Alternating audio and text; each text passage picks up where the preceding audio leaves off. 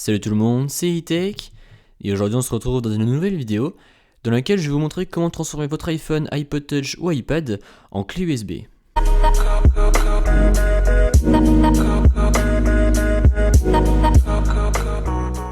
Donc ceci est possible grâce à une application qui se nomme FunDrive. Donc FunDrive, vous pouvez l'installer gratuitement directement depuis l'App Store.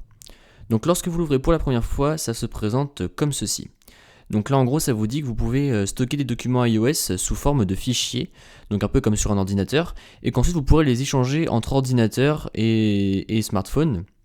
Voilà, vous pourrez également les envoyer vers OneDrive, vers Dropbox, vers Google Drive, vers le cloud de Microsoft, etc. Après vous faites OK. Et donc là voilà, donc là vous avez, donc ça on s'en fout, et donc là vous avez un document pour vous aider sur le web si jamais vous ne comprenez pas comment ça marche, donc vous pouvez cliquer dessus pour vous renseigner sur l'application si vous le désirez, et là vous avez un petit bouton, enfin vous avez une petite barre au-dessus du bouton qui vous dit un item 25 Go available, donc en gros c'est à dire que vous avez un fichier et que vous avez 25 Go de stockage possible sur cet appareil, donc ça c'est vraiment très bien, donc en gros là moi c'est parce que c'est un appareil 32 Go, donc voilà, en gros j'ai une grosse capacité de stockage de fichiers.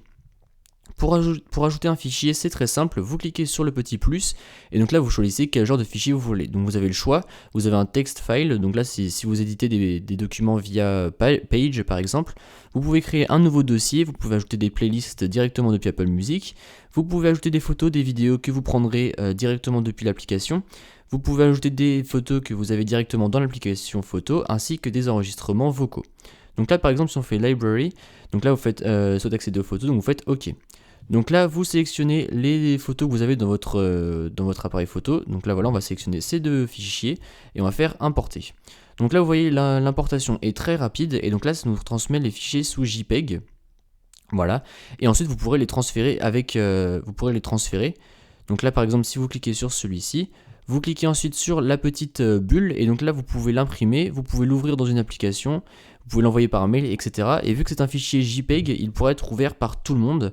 Voilà, donc ça c'est vraiment très pratique, vous pourrez échanger des données avec votre appareil, avec votre ordinateur, etc. J'ai oublié de vous préciser donc comment transférer des données avec un PC.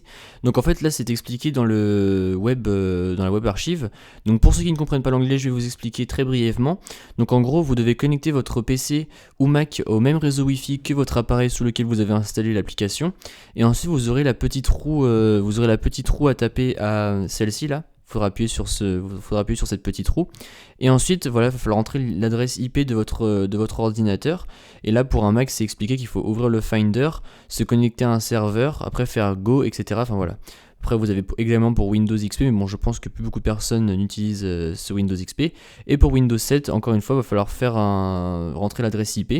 Et ensuite voilà, vous pourrez synchroniser vos données directement avec l'application et l'ordinateur, simplement grâce à ce petit bouton, à ce petit cercle avec deux flèches. Et donc franchement c'est vraiment une application que je vous recommande étant donné qu'elle est vraiment très très pratique, surtout je pense aux professionnels qui échangent beaucoup de documents entre eux. Voilà, c'est vraiment une application que je vous recommande. Au moins installez-la pour la tester et ensuite après vous pourrez la supprimer si jamais vous n'aimez pas, mais franchement c'est une très bonne application que j'ai découverte il n'y a pas longtemps et elle est très pratique. Donc voilà, c'est tout pour cette petite vidéo, j'espère qu'elle vous a plu. Si c'est comme d'habitude, n'hésitez pas à mettre un pouce bleu, à me suivre sur Facebook et Twitter, les liens seront dans la description, et à vous abonner. Allez, salut!